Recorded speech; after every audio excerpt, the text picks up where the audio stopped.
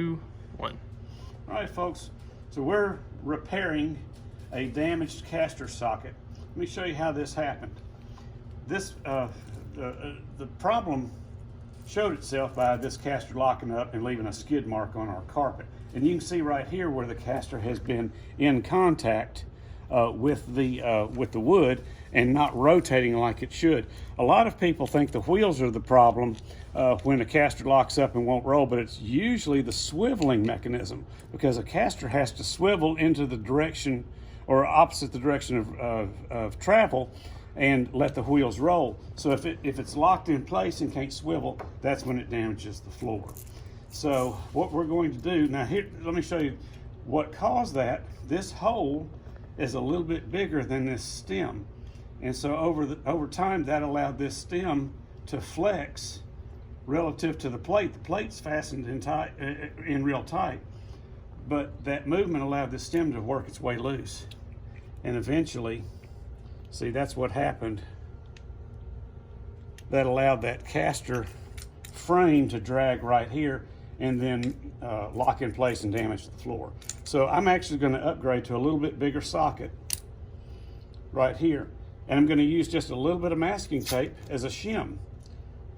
Now in our regular caster kits, you see we have a wooden shim for when the hole is a much larger hole.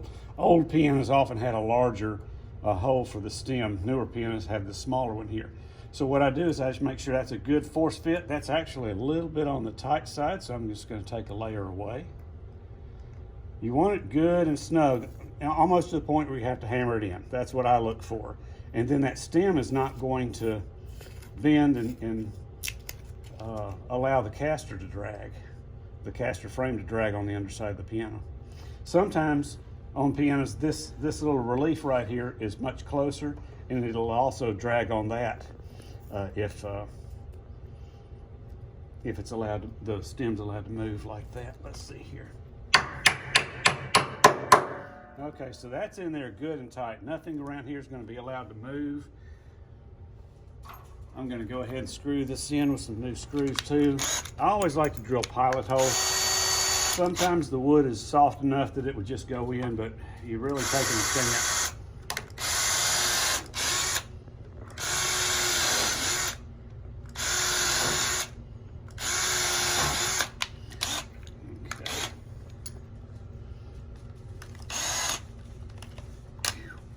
Don't you love it when that happens on camera? All right, some new screws here.